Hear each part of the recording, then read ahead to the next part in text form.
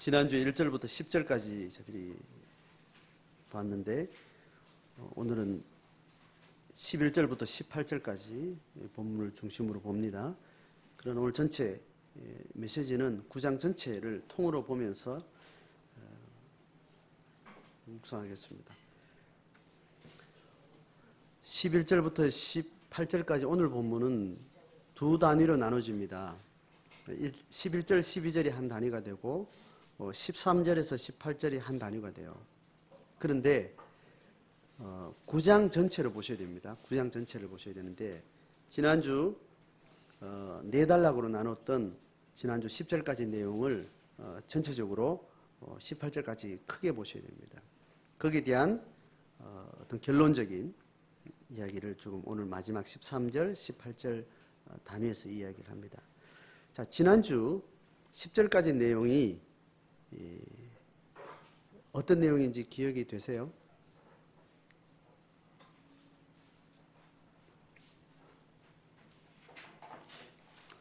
간단하게 설명을 하면 뭐 다 잊어버리고 뭐 별로 말할 게 없어야 또 제가 할 말이 있는 것 같습니다. 1절에 뭐라고 말하는가 하면 의인들이나 지혜자들이나 그들의 행위가 모두 다 하나님의 손안에 있다. 인생이 하나님의 손안에 있다. 이제 그걸 전제적으로 이야기를 이렇게 합니다. 그래서 모든 사람에게 임하는 그 모든 것이 다 똑같다는 겁니다. 이 똑같다라는 것은 죽음 이전에 대한 것을 이야기하여 죽음 이후에까지 포함해서 그런 거예요. 높은 사람이나 낮은 사람이나 이건 같지 않은 거죠. 앞선 사람이나 뒤선 사람이나 가진 자나 못 가진 자나 인간의 존재에 있어서 다르다는 것의 최극을 이야기하는 것이 지금 높은 자나 낮은 자나 늙은 자나 젊은 자나 가진 자나 못 가진 자나 이렇게 이야기하죠. 그죠? 이 다름은 하늘과 땅처럼 너무나 극과 극을 가지고 있지만 인간 존재가 육신의 삶이 끝나고 죽음 앞에 영적 삶으로 들어가는 그 영역까지 포함하고 나면 인간은 그렇게 하늘과 땅이 다른 인간 존재의 그 격차가 아무 소용이 없을 정도로 인간은 일반이다라는 겁니다. 자, 그 논리가 이해되죠? 그래서 모든 사람의 결국은 일반이라 뭘 이야기하니까 다 죽음 앞에 간다는 겁니다. 죽음 앞에 서면 가진 자와 못 가진 자의 격차는 다 없어지고 다른 기준이 죽음 앞에서는 딱 우리한테 맞닥뜨려지게 된다는 거예요. 그래서 모든 인생은 다 평생에 일생을 육신의 삶 동안 미친 듯이 살다가 제정신이 아니라는 거죠. 죽음 앞에 가면 다른 기준이 있는데 그 기준하고 전혀 상관없이 잠시 왔다 가는 인생에 전혀 다른 기준 가지고 그렇게 허겁지겁 살다가 그렇게 미친 듯이 산다는 의미는 그겁니다. 죽음 앞에 서면 인간의 영원한 생명을 이제 어떻게 살 것인가라는 기준이 서는데 그 기준과 전혀 상관없이 살아왔던 그런 인간이라는 거예요.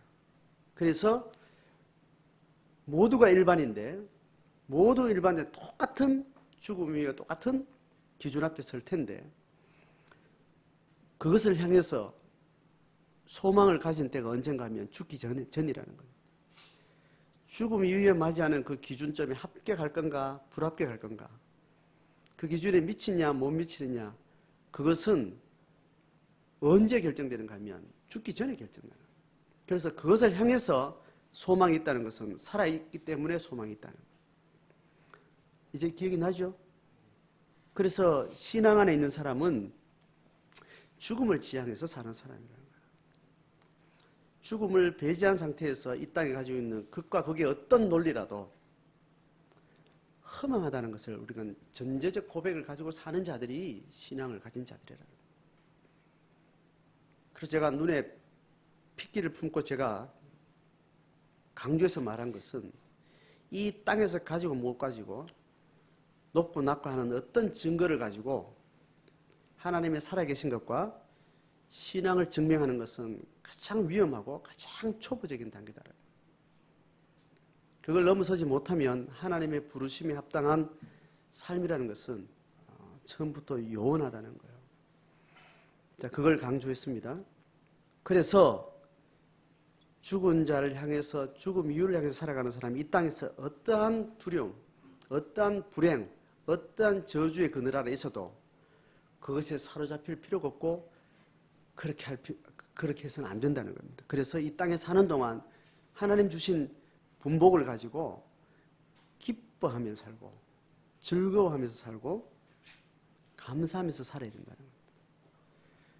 그 감사와 기쁨과 즐거움의 기준은 많이 가져서가 아니고 적게 가져서가 아니고 죽음 이후에 대한 답을 하나님으로부터 이미 확보했기 때문에 내가 가진 이 땅에 미친 사람들이 추구하는 가지고 적게 가지고 복과 저주의 그 수위에 하나님께서 허락하신 분복이 있는데 그 분복을 감사함으로 기쁨을 잃어버리지 않고 낙을 누리며 살아가는 것.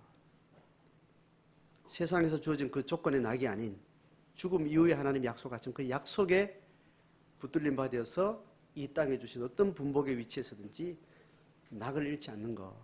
자, 그 이야기를 이제 지난주까지 한 거예요. 자, 죽음에 대한 강조를 했습니다. 그리고 와서 오늘 9장 11장으로 넘어오면 이 단락에서 하는 이야기를 이제 들어갑니다. 자, 11절 보면 계속 반복해서 나오는 누구들이 있어요. 첫 번째는 뭐죠? 해 아래에서, 그죠? 해 아래 이야기입니다. 자, 첫 번째 누가 나와요? 빠른 경주자. 그 다음에 두 번째는 용사들. 세 번째 지혜자들. 네 번째 명철자들. 다섯 번째 지식인들. 자, 이 사람들은 분야는 다 다르지만 이 땅에서 해 아래에서 가진 자입니까? 가지지 못한 자들입니까? 얻은 자입니까? 잃은 자입니까? 복받은 자예요? 저주받은 자예요? 산양성에 속한 거죠, 그죠? 모든 인간은 죽음을 배제하고 나서 인간의 인생에 있어서 다 이것을 추구하는 겁니다. 인간은 하나님을 떠난 인간은 자기 개체적 존재의 불안성을 지켜내기 위해서 끊임없이 타자로부터 오는 공격과 위험과 저주와 죽음 앞에 자기가 살아내기 위해서 그것을 극복하려고 다른 사람보다 위에 서야 되고 다른 사람보다 힘이 있어야 되고 다른 사람보다 능력이 있어야 되는 그 삶으로 끊임없이 추구를 해요. 그것을 혼자 하는 게 가능성이 높아야 같이 하는 게 가능성이 높아요. 같이 하는 게 가능성이 높기 때문에 개인 이기주의는 반드시 뭐로 발전해요? 집단 이기주의로 발전하는 겁니다. 집단 이기주의 안에서 보는 관점은 굉장히 타자 중심적이고 공동체적이고 개체성을 넘어서는 가치 같지만 그걸 잘 살펴보면 개인 이기주의가 약간 위장을 한 형태가 집단 이기주의예요.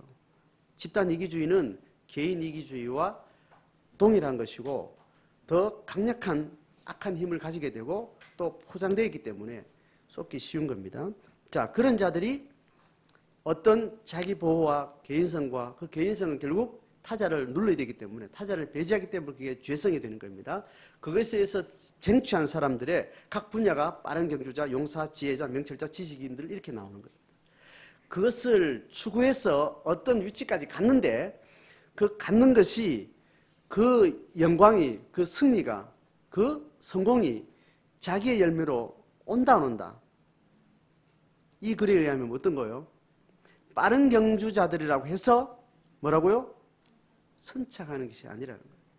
그리고 또 용사들이라고 해서 다 전쟁에 승리하는 것이 아니라는 거예요. 지혜자들이라고 해서 남보다 더 많은 것을 가지는 것도 아니라 명철자들이라고 해서 재물을 가진 것도 아니고 지식인들한테 은총 있는 것도 아니다. 자, 이 말은 조금만 인생을 넓게 생각하면 다 이해가 되는 거죠. 왜 그럴까? 왜 그럴까? 자, 이건 해 아래에서 이야기예요. 예수 안 믿는 사람들까지 포함했습니다. 그게 아닌데, 이게 아닌 거는 우리한테 다행한 거예요? 불행한 거예요?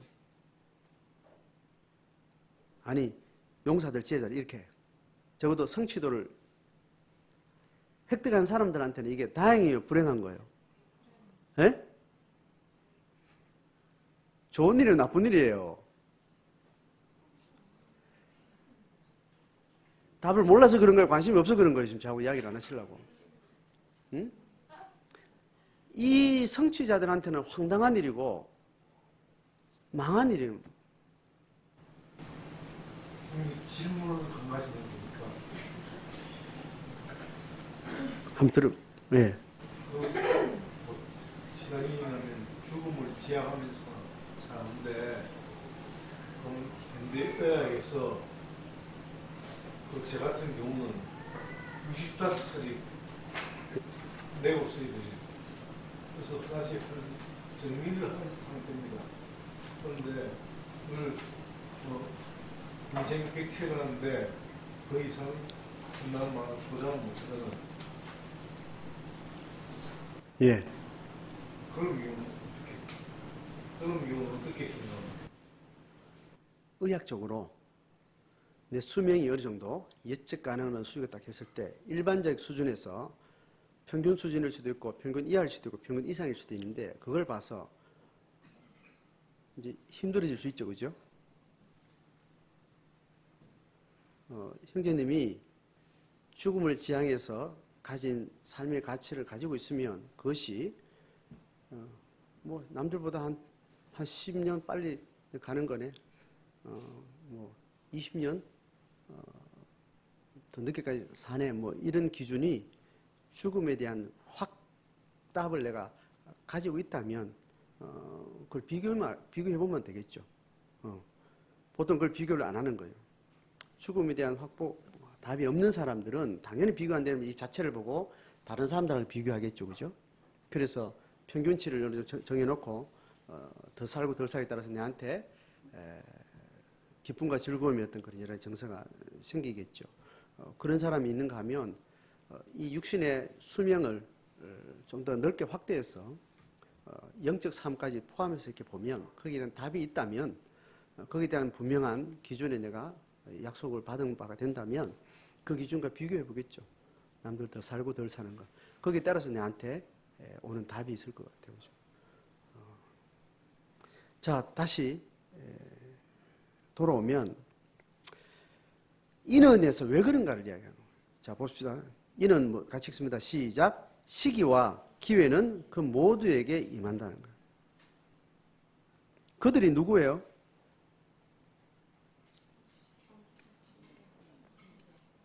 그들이 누구예요? 앞에 말했던 사람들 다 복수죠, 그죠? 그러니까 지식인이 한 사람만 있는 게 아니고 지식인들이 있는 겁니다. 그게 어느 정도 무자르지 딱 잘라지지 않죠, 그죠? 지식의 범위라는 건 스펙트럼처럼 있는 거예요. 대체로 상위 계층에 있는 사람들 뭐 이렇게 이야기해요. 지식이 점점 내려오면 반대급부는 뭐죠? 무식 되겠죠, 뭐. 우리 용어로 말하면. 뭐 그 스펙트럼이 있는데 지식인이라는 것은 다 상대적인 거죠. 그죠? 어느 군집을 보느냐에 따라서 지식인이 다 중간에서 봤을 지식인 또 조금 덜한 사람보다 더 지식인이고 덜 지식인 뭐 이렇게 되겠지만 전체로 봤을 때 상층부에 있는 사람들이 그 사람들이 다 음식물을 얻는 게 아니라는 거예요. 왠가 하면 시기와 기회는 그들 모두에게 있는데 성취할 수 있는 따먹을 수 있는 열매는 달려온 사람들에게 다 있어요. 다 있는 게 아니잖아요. 그러니까 이제 경쟁 구도가 안에 있다는 거예요. 모든 사람이 복을 추구하지만 복이라는 것은 더 좋은 것은 인생에 다 있는 게 아니라는 거예요. 반대급부로 덜 가진 사람이 있고 복이 있으면 또 저주라는 것도 있고 그렇기 때문에 애를 쓴다고 해서 다 따먹는 게 아니라는 그 이야기입니다. 이건 뭐 당연한 이야기죠, 그죠?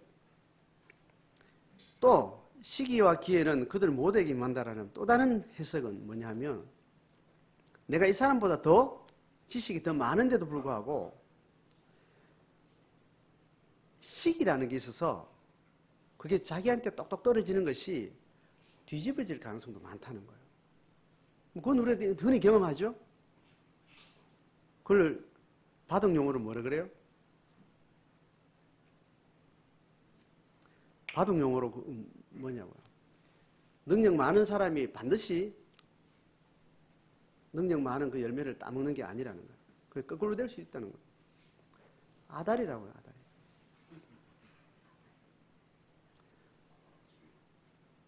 기회가 그 다음 사람에게 와진다는 거예요. 그죠? 취업의 순서가 이렇게 오는데 능력 있는 사람이 먼저 선택할 수는 있어요. 그런데 이걸 내가 하게 되면 다음 기회는 내가 못 가지는 거잖아요. 다음 기회는 뭐가 올지 몰라. 어떤 회사에 어떤 연봉 수위에서 올지 몰라요. 그런데 이걸 내가 취하면 다음 차선자가 그 다음 걸 또 이제 취하는 순서가 되겠죠. 근데 그 순서가 항상 좋은 순서로 오는 게 아니라는 거예요. 뭐 그렇게 말하면 이제 당연히 이해되죠. 그래서 인간이 시기와 기회라는 것은 인간에게 불공정하게 오는 수도 있다는 거예요. 시간성 속에, 시간의 제한 속에, 공간의 제한 속에 살기 때문에 그렇다는 겁니다. 한국에서 점수 100점 받은 사람하고 저쪽에 캄보디아에서 점수 100점 받은 사람하고 기회는 누구한테 있는 거예요? 한국에 살고 있다는 그 이유만으로 그 사람한테 기회가 있는 거예요. 같은 100점인데 한국에는 그 100점을 열매로 주는 기회가 많은 땅이고 캄보디아나 제3세계는 그런 게 없는 거죠. 그런 공간적인, 시간적인 제한성 속에 있기 때문에 모든 사람의 공정한 경쟁이라는 것은 불가능하다라는 겁니다. 자, 그런 의미에서 인생이 그 시기를 정하고 그 추구했는 것을 열매로 따먹는 것은 인생이 결정할 수 없다라는 거예요. 자, 이 이야기는 뭐 조금만 생각하면 당연히 오는 이야기입니다. 자, 그래서 12절에 봅니다. 그래서 사람은 자기 시기를 알지 못하는데 그것처럼 영적인 세계, 죽음 이후에 대한 시기에 대해서도 인간은 알 수 있다 없다? 알 수 없다는 거예요. 자, 그래서 물고기가 그물에 걸리고 새들이 오물에 걸리고 그 그물에 걸린 거 그들이 원해요 안 해요? 원치 않게 열심히 살다 달려가는데 뭐 새는 또 날아다 보니까 그물에 가서는 내가 모르는 시기에 내가 모르는 곳에서 그렇게 나를 잡더라는 겁니다. 인생의 재앙의 날이라는 것이 죽음을 이야기하는 겁니다. 죽음 이 외에 일반적인 재앙도 먼저 되지만 여기서는 재앙의 날은 죽음까지 포함된 이야기입니다. 육체적 이 땅에서의 재앙도 내가 예기치 않게 갑자기 임하면 내가 그 선택을 할 수 없다는 거예요. 하물며 영적인 재앙도 내가 준비하고 있는 땅에 어느 날 갑자기 죽음이라는 것은 닥쳐오게 되는 겁니다. 닥치게 되면 거기에 걸릴 수밖에 없더라. 자, 이 논리를 위에 있는 9장에서 쭉 이어와서 죽음이라는 것을 경계로 해서 우리가 어떤 시각을 가지고 어떤 고백을 가지냐에 따라서 삶의 태도를 달리한다는 것. 자, 이거는 지혜자, 신앙인 오늘날 예수의 제자들, 교회를 향해서 이야기하는 거예요. 자, 이렇게 말하고 나서 이제 13절, 18절을 이제 오늘 핵심인데 같이 봅니다. 시작. 내가 또 헤아려서 지혜를 보고 내가 크게 여기는 것이 이러하니 이 사람은 깨달은 게 하나 있다는 거예요. 이 깨달음은 지금 다른 위에서 이야기하는 어떤 논리에서 최종성을 가집니다. 9장 전체의 최종이기도 하고 8장, 7장까지 다 포함해서 최종이기도 한 이야기를 지금 하고 있어요. 자, 전도서에서 아주 중요한 이야기를 비유적으로 합니다. 자, 14절에 예를 하나 드는데 뭐라고 합니까? 같이 시작. 곧 작고 인구가 많지 아니한 어떤 성읍에 큰 왕이 와서 그것을 에워싸고 큰 흉벽을 쌓고 치고자 할 때에 자, 어떤 일이에요? 한 성이 있는데 그 성보다 훨씬 큰 군대를 가지고 큰 그 왕이 와서 이 성을 이제 삼키려고 하는 겁니다. 전쟁이 이제 들이닥친 거예요. 자, 그때에 15절 시작. 그 성읍 가운데에 가난한 지혜자가 있어서 그의 지혜로 그 성읍을 건진 사건이 있다는 거예요. 자, 이 사람이 군대를 가진 사람이에요? 그 성읍의 통치자예요? 아니에요. 그냥 소시민적인 어떤 위치에 있는 사람인데 이 사람이 지혜가 있어서 그 지혜를 발동해서 전쟁에서 어떤 지혜를 발휘했는지 아니면 외교적인 수완을 가지고 전쟁 전에 그것을 해결했는지 어떤 건지는 알 수 없지만 그 지혜자가 어떻다고요? 어떤 지혜자를 그래요? 가난한 지혜자예요.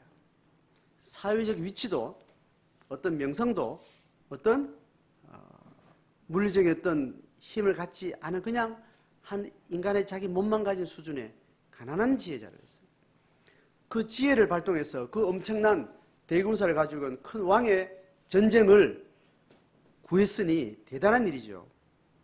자, 그 성읍을 건졌는데 뒤에 어때요? 그러나 시작. 그러나 그 가난한 자를 기억하는 사람이 없었도다. 자, 성읍이 하나 있다 생각해. 자, 성읍이 이제 그 큰 군대가 들이닥치면 성읍은 완전히 초토화됩니다. 그 성읍에 있는 가진 사람은 다 뺏기고 있는 사람은 다 거들나고 안 가진 평민들은 또 마찬가지 종으로 뭐 다 팔려가고 뭐 죽든지 이제 그 성읍 안에 있는 높은 위치에 있는 명성이 있는 능력이 있는 이 모든 사람이나 그런 범인들이나 다 똑같이 이제 망하게 된 겁니다. 망하게 될 위기 속에서 그것을 구했어요. 그 구하고 나서 그 재앙의 위기가 지나갔단 말이에요. 재앙이 왔을 때는 누가 한 사람이 필요한 거예요? 가난한 지혜자가 사느냐 죽느냐를 결정했다고요. 자, 그래서 그 지혜자가 적절한 때에 적절한 역할을 해서 그 지혜를 발휘한 겁니다. 그래서 재앙을 어떻게 했어요? 피해갔어요. 자, 그 재앙은 이제 그렇게 피해가서 끝이 났단 말이죠. 끝이 나고 난 다음에는 이 성에는 뭐가 필요해요?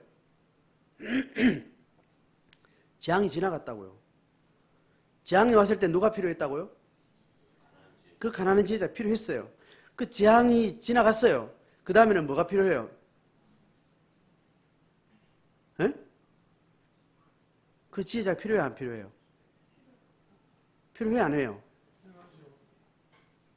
재앙이 지나갔다니까요.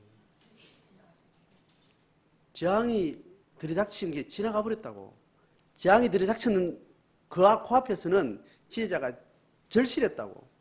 그런데 지나갔어요, 이 사람에 의해서. 그 다음에는 이 사람이 필요하지 않다는 거예요.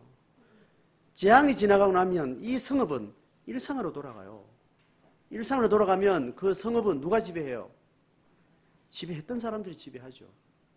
만약에 이 지혜자가 권력이나 수완이나 어떤 다른 힘이 있었으면 가난했던 이 지혜자가 어떤 재앙을 피해가는 그 기회를 빌미로 해서 가난을 극복하고 부나 권력이나 잡았겠죠. 그냥 이 사람은 그렇게 하지 않고 가난한 지혜자로 그냥 그 재앙만 면케한 거예요. 그러니까 그 성은 여전히 일상으로 돌아가기 때문에 가진 자들은 가진 자로 가야 되고 다스리는 자는 다스리는 자로 가야 되고 평민들은 평민으로 가는 겁니다. 그때에 일상으로 돌아간 때에 그 지혜가 있다는 게 필요해요, 안 필요해요? 필요 없는 거예요. 그냥 그 전에 살아간 삶의 방식대로 가기 때문에 이 사람이 가진 사람이라면, 능력 있는 사람이면 일상 속에 뭐가 필요해요? 가난한 자들이 필요해요. 가난한 자들은 필요악이라고. 뭐가 필요해요? 돈 많은 사람, 능력 있는 사람, 힘 있는 사람이 필요한데 이 사람이 그것이 아니기 때문에 이 사람을 어떻게 한다고요? 기억하는 사람이 없다는 거예요. 세상은 뭐를 기억해요? 용사들, 지혜자들, 명세자들, 지식인들. 이걸 기억해요. 이걸 추구해요. 여기에 달성된 사람은 계속해서 그것을 추구해 가는, 또 많은 사람은 그것을 향해서 다 달려가는데 거기에 못 미친 사람들은 아무도 기억해 주지 않습니다. 이게 세상이 존재하는 방식이고 세상이 세상으로 굴러가는 역사의 방식이라는 거예요. 거기에 도달하지 못한 사람은 아무도 기억해요. 한순간 위기를 그렇게 극복했더라도 기념비 하나는 세워줄 수 있겠죠. 그런데 아무도 기억하지 않았다는 거예요. 자, 그래서 이분의 결론입니다. 16절 읽습니다. 시작. 그러므로 내가 이르기를 지혜가 힘보다 나으나 가난한 자의 지혜가 멸시를 받고 그의 말들을 사람들이 듣지 아니한다 하노라. 이 사람의 지혜를 들었을 때는 언제예요? 재앙이 닥쳤을 때 들었어요. 그런데 재앙이 지나가고 나면 그들이 일상으로 돌아가기 때문에 재앙에 필요한 그 지혜는 필요 없는 거예요. 듣지 않으면 멸시한다는 말이죠. 자, 이분의 결론이에요. 이게 한 예로 지금 이야기하는 거예요. 자, 이 예를 왜 했을까요? 오늘 이 전도서 전체는 주제가 뭐예요? 지혜를 이야기해요. 지혜를 이야기하는 중에 세상적인 지혜라는 의미의 지혜로 쓰기도 했고, 영적인 하나님의 그 지혜를 말하는 중에 지혜로 쓰기도 했지만, 이 전도서 전체는 하나님의 나라에, 하나님이 죄 많은 세상에 하나님의 지혜를 가르쳐주는 그 내용이지 않겠어요? 그죠? 자, 오늘 이 전도서를 통해서 전체적으로 우리가 지혜를 배웠는데, 그 지혜라는 것은 이 세상에서 이렇다는 거예요. 우리가 알고 있는 신앙 고백 안에서, 하나님의 계시 사건 안에서 이렇게 가난한 자의 지혜가 멸시받는다 하는 이 가난한 지혜는 누굴까요? 누구로 말할 수 있겠어요? 예?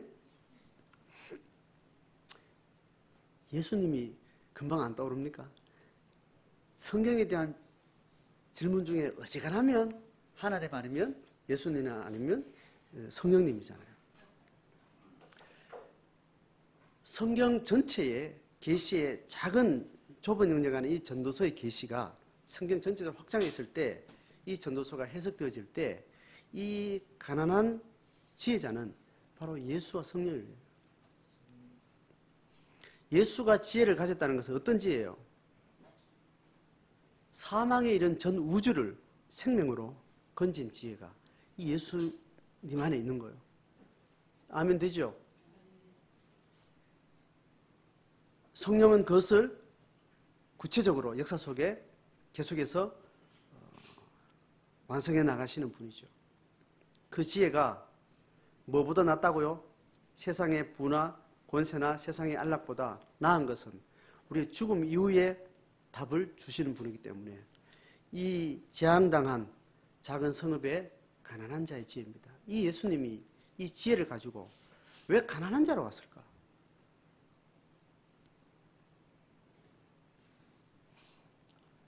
왜 가난한 자로 왔겠어요? 세상은 가난을 추구해요? 섬기는 자를 추구해요? 고난받는 자를 추구해요? 천대받는 자를 추구해요? 세상 그렇지 않잖아요. 세상은 생명과 멀어질수록 부와 권세와 능력과 부를 추구를 한다고요. 이 추구와 생명은 모순관계에 있는 거예요. 그러니 참된 생명을 가지고 온 예수는 결국은 이 세상이 생명을 버리고 죄를 추구하는 세상의 경향과 모순된 자리에, 낮은 자의 자리에 온 거예요. 가난한 자리에, 천대받는 자리에, 멸시받는 자리에 나귀를 타고 오신 거예요.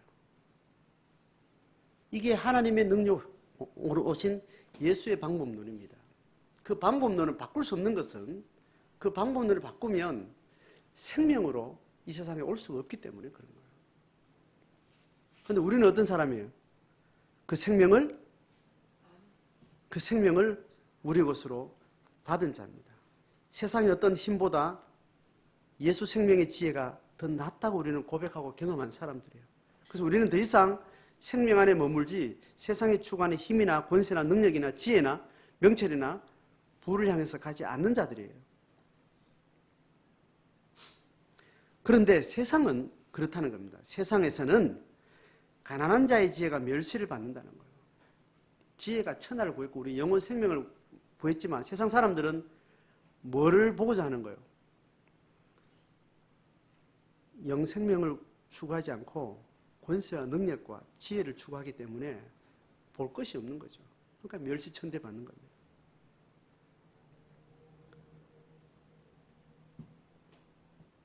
그래서 예수의 말들을 사람들이 듣지 아니한다는 거예요. 우리는 그 사이에 끼어 있는 자들입니다.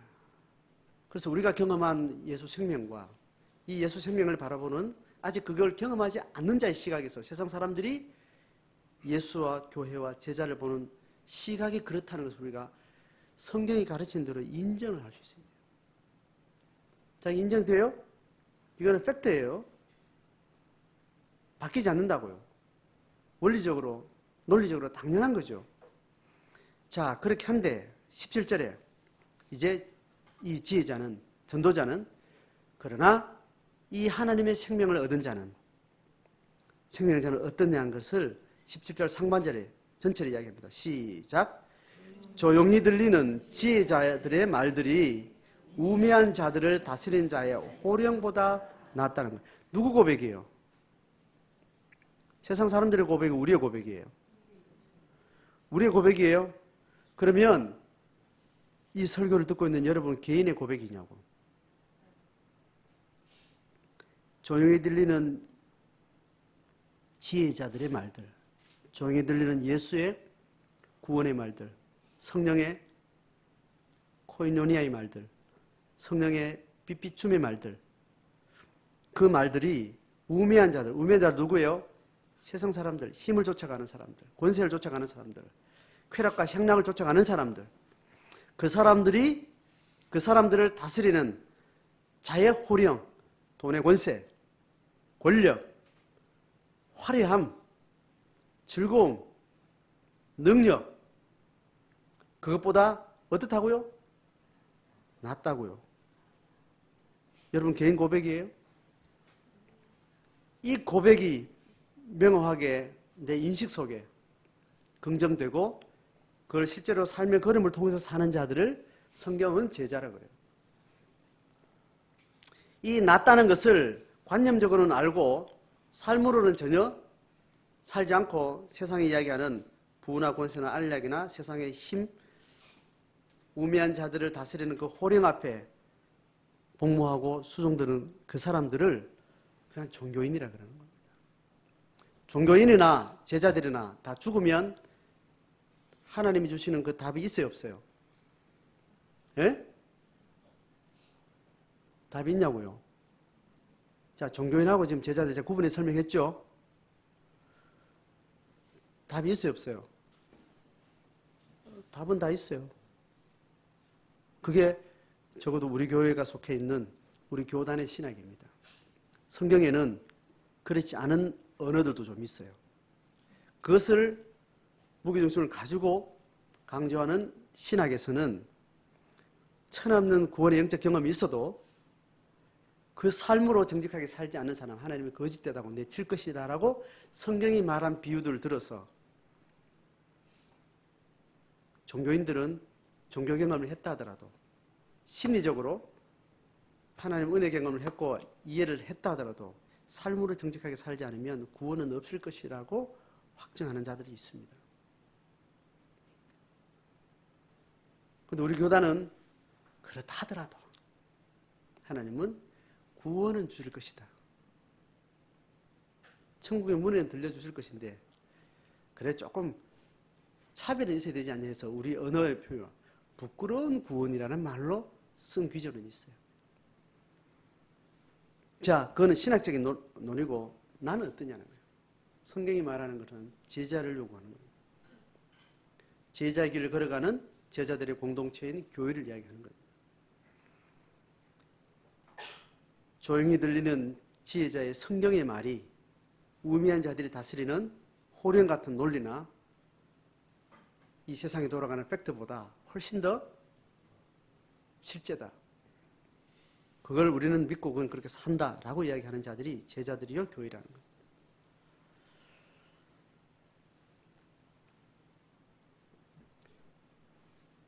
정직하게 교회와 제자가 되자는 것이 이 강단의 논리고 우리 교회 비전이고 이 시대 교회의 전체적인 레벨을 다운되고 종교화된 이 시대 한국교회 최근 인류 역사의 교회사에 최근 물량주의로 과학주의로 개인 이기주의로 환경 파괴주의로 번성하고 있는 인류 역사 속에 최근세 3, 400 역사 속에 기독교가 가지고 있는 물들어 있는 그 종교성과 그 패망함 그 영적 거짓됨 그런 것들이 편만한 시대에 우리가 살고 있습니다. 그러나 좁은 길을 가는 깨어있는 소수는 여전히 하나님의 교회 역사를 그렇게 이어간다고 성경은 이야기하고 있습니다. 여름에 여러분 영세중립국이라는 주제를 가지고 한국 사회에 이러이러한 무장을 해제하고 살아야 된다라는 이 입장은 세상 사람들의 언어예요, 지혜자들의 언어예요, 이 복음을 가진 사람들의 언어예요. 네? 복음을 가진 사람들의 언어예요. 성경의 입장을 이 시대적으로 현실적 적용을 가지고 내놓은 거예요. 그 세상 사람들에게 설득력이 있겠어요, 없겠어요? 설득력이 없을 가능성이 다분하죠. 그렇지만 누구 입장이에요? 성령의 입장이고 성경을 내 신앙 고백으로 사는 제자들이 살아가는 오늘 이 시대에 적용된 입장이에요. 그게 이 시대에 일반 사람들 속에 논리적 적용이 가능해요, 안 가능해요? 불가능한 거예요. 성경의 입장은 한 국가주의나 민족주의가 아니고 세계 시민의 하나님의 백성의 입장이에요.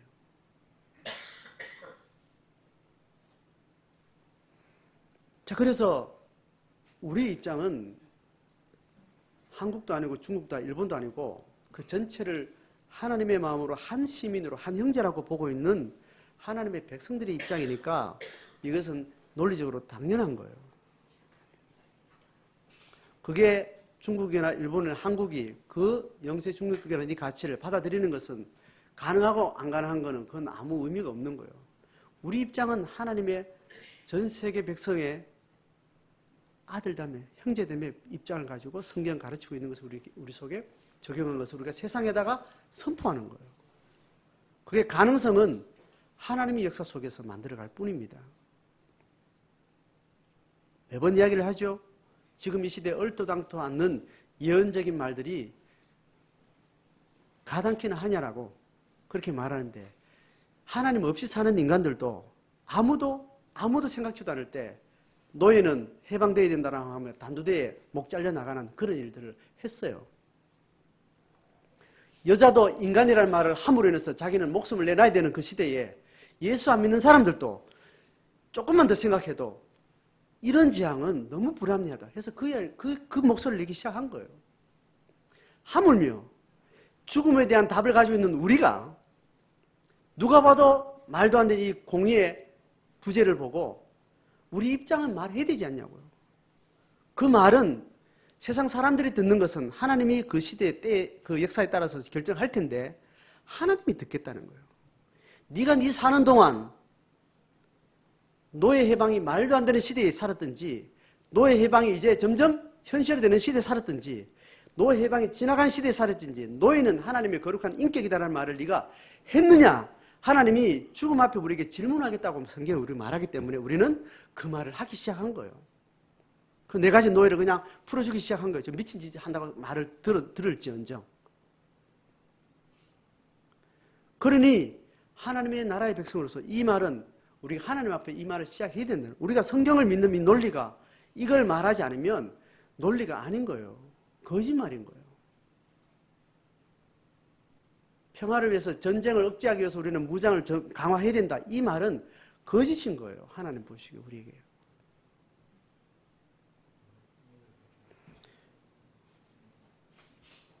한국교회가 이 최근 인류 교회 역사 속에 교회의 제자들이 교회가 성경의 입장에 섰다고 고백을 하면서 죽음의 답을 얻었다고 말하면서 죽음의 답이 없는 사람들이 가는 거기에 편승해서 자기 논리를 가지고 집단적으로 그렇게 죄에 물들어 살아온 거예요. 안 믿는 사람도 죽음에 대한 답이 없는 사람도 이 시대의 공의 문제에 있어서 저 사람 억울한 사람들에서 편을 드는 시대에 하나님 아버지라는 것을 믿고 모든 인격은 형제요, 한 핏줄이요, 한 생명이라고 믿고 버젓이 그 고백하고 그렇게 산다는 사람들이 고통당하는 한 영혼에 대해서 말하지 않는다면 하나님 앞에 이거 직무유기인 거예요.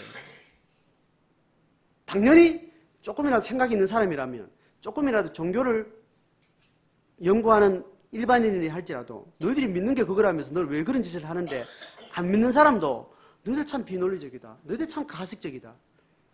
그렇게 말하는데 할 말이 없는 이 지적인 수준이 아주 타락해 있는 그런 시대에 우리는 이 신앙생활을 하고 있다는 거예요. 교회가.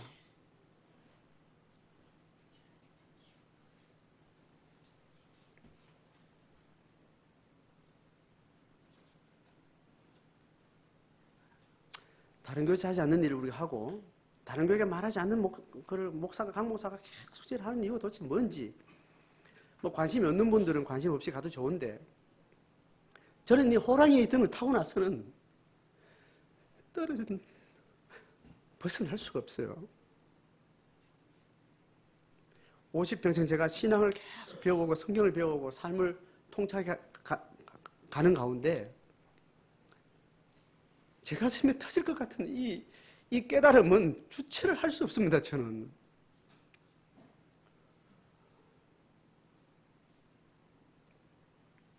여러분에게 미안하기도 하고 죄송하기도 하고 여러분 이해하지 못하는 말을 하기도 하고 적절할 때 말을 잘해야 되는데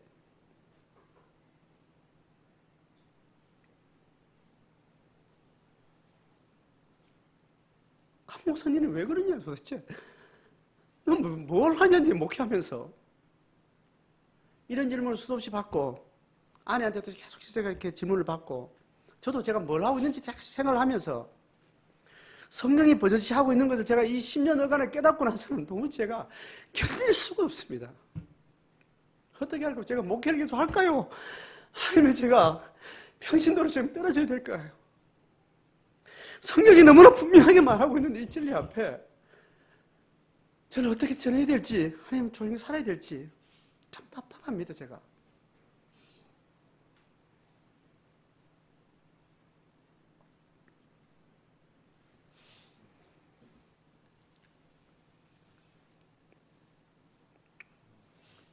용어도 생소한 글들을 가지고 와서 제가 여름 수료 때 제가 펼쳐놓고는 저도 제가 뭘 하는지 모르겠다 싶을 정도로 공감을 얻지 못하고 이해를 얻지 못하고 그 다음 일을 어떻게 할 건데 참 길도 없는 길을 지금 첫발 한 걸음 한 걸음 내디디면서 제가 어떻게 할 수가 없습니다. 예수의 몸인 성령의 공동체가 하나님 주신 지혜로 이 길을 헤쳐나가야 될 그 길인데 저는 길을 모르겠어요. 어떻게 해야 될지. 답은 너무나 분명한데 빛비 주시면 너무나 선명한데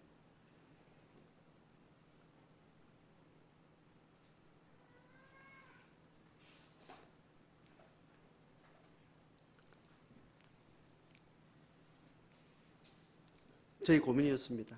제자로서 저 개인 제자로서 고민이고 목회자로서 하나님께서 내게 은사적 소명을 주셨다면 여기서 저희 고민이고 로드맵도 저한테는 있지 않고 한 걸음 한 걸음 내 발의 등이요 내 길의 빛이라고 했던 그 말씀이 비추는 대로 정직하게 저는 가슴에 담고 고민하고 어떻게 가야 될 여러 가지 시뮬레이션을 만들고 로드맵을 구상은 하지만 집단적으로 어떻게 가야 할지 그래서 지금 절실하게 또 성령의 비추심이 필요하고 성령의 정직한 은사적 고백들이 필요하고 긴 신음이 필요한 과정이 또 앞에 있는 것 같습니다.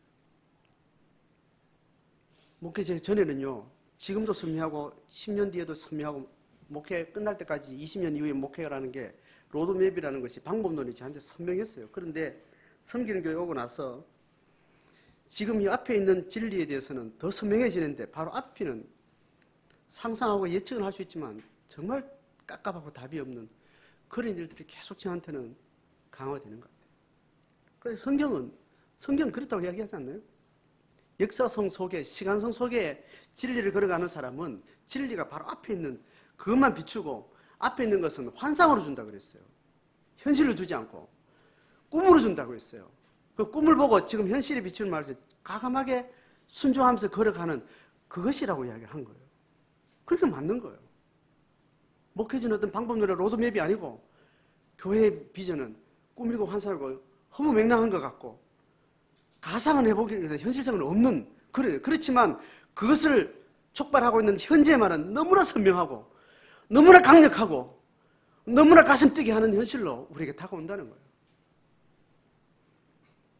개인이나 공동체나 영적인 사건은 그렇게 만들어진다고 성경은 그렇게 이야기를 하고 있습니다.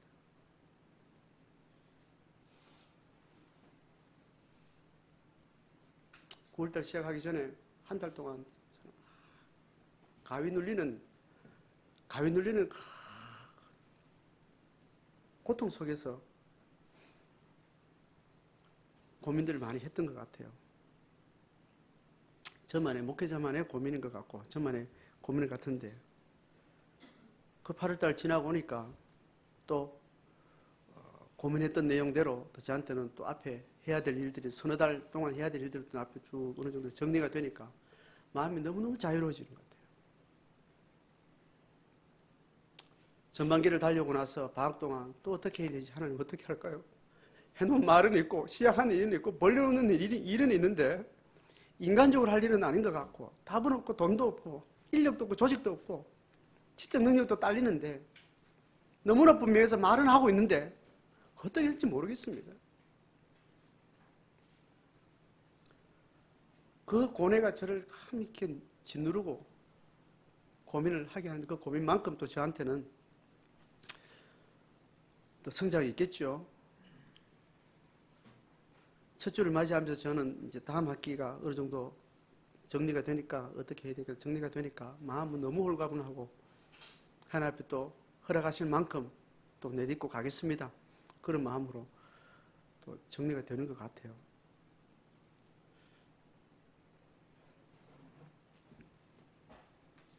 여러분 개인의 제자도로 본인의 개인의 제자도의 고민으로 또 각자가 가지고 가서 각자의 제자의 걸음들을 또 정직하고 또 순전하게 그렇게 살아내서 그 집단적인 공동체적인 사명들을 하나님께서 또 해가실 줄 믿습니다.